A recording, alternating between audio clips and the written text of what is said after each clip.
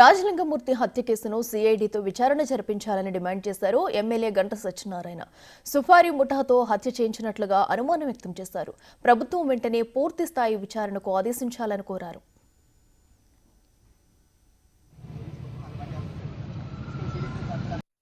ఇప్పుడు నేను చెప్పాను కదా, దాని వెనుక ఎవరి హస్తం ఉన్నా అవసరమైతే సిబిసిఐడి విచారణ జరిపి మనం అనవసరంగా పేర్లు పెట్టడం భావ్యం కాదు. నా ఆలోచన ఏంటంటే డిమాండ్ చేస్తున్నాం, కోరుతున్నాం. మా కోమటిరెడ్డి వెంకరెడ్డి గారు కూడా కోరారు, మంత్రి, నేను కూడా కోరుతున్నా. అలాంటప్పుడు అది దీనికి ఇది దాని వెనుక ఏమూట ఉంది?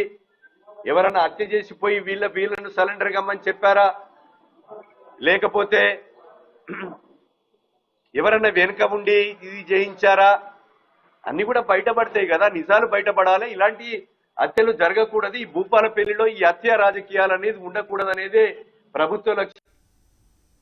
రాజలింగం హత్యను తీవ్రంగా ఖండిస్తున్నామని చెప్పారు టీపీసీసీ ప్రధాన కార్యదర్శి చరణ్ కౌశిక్ యాదవ్. ప్రజాప్రభుత్వం ఇలాంటి హత్యను సహించదన్నారు. రాజలింగం భార్య ఆరోపణలను బేస్ చేసుకుని పోలీసులు విచారణ చేయాలని ఆయన డిమాండ్ చేశారు.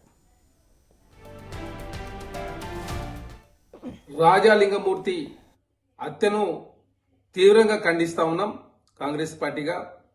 ప్రధానంగా తెలంగాణ రాష్ట్రంలో కాంగ్రెస్ ప్రభుత్వం అధికారంలోకి వచ్చిన తర్వాత ఇట్లాంటి రాజకీయ హత్యలు కావచ్చు, లేదు అవినీతి ప్రశ్నించినప్పుడు ఎవరైనా హత్యలకు పాల్పడితే కాంగ్రెస్ ప్రభుత్వం ఉపేక్షించేది లేదని చెప్పేసి చాలా స్పష్టంగా ప్రభుత్వం ప్రకటించింది. పోలీసు వాళ్ళు పారదర్శకమైన విచారణ చేయాలని చెప్పేసి ఆల్రెడీ ప్రభుత్వం ఆదేశించింది. దోషులు ఎంతటి వారైనా కూడా వదిలిపడే ప్రసక్తే లేదు.